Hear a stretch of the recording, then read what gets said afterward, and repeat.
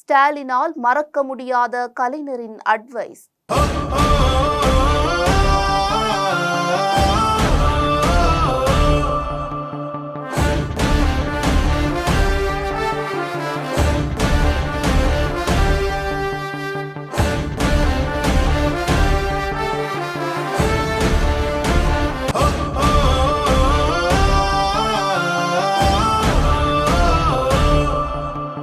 தான் பெற்ற பிள்ளைகளுக்கு பெற்றோர்கள் நல்ல ஆலோசனைகளை சொல்லி வளர்ப்பார்கள்.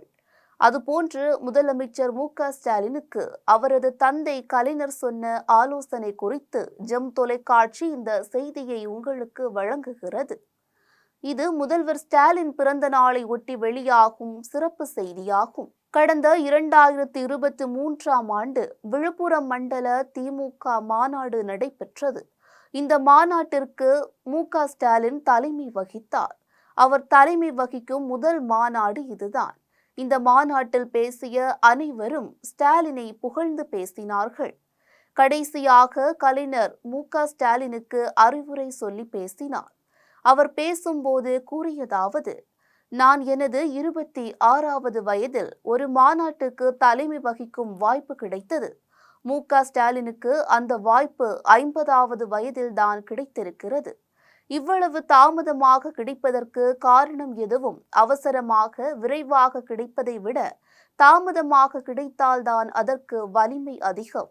அந்த வலிமை உனக்கு சேர்ந்திருக்கிறது என்று குறிப்பிட்ட கலைஞர், எல்லோரும் உன்னை அங்கீகரித்ததாக கருதி கொண்டு நீ நடை போட்டு விடக்கூடாது.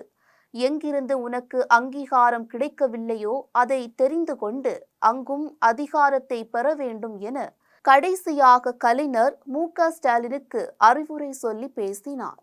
அவர் பேசும்போது கூறியதாவது: நான் எனது 26வது வயதில் ஒரு மாநாட்டிற்கு தலைமை வகிக்கும் வாய்ப்பு கிடைத்தது. மு.க.ஸ்டாலினுக்கு அந்த வாய்ப்பு 50வது வயதில்தான் கிடைத்திருக்கிறது. இவ்வளவு தாமதமாக கிடைப்பதற்கு காரணம் எதுவும் அவசரமாக விரைவாக கிடைப்பதை விட தாமதமாக கிடைத்தால்தான் அதற்கு வலிமை அதிகம். அந்த வலிமை உனக்கு சேர்ந்திருக்கிறது என்று குறிப்பிட்ட கலைஞர், எல்லோரும் உன்னை அங்கீகரித்ததாக கருதி கொண்டு நீ நடை போட்டு விடக்கூடாது.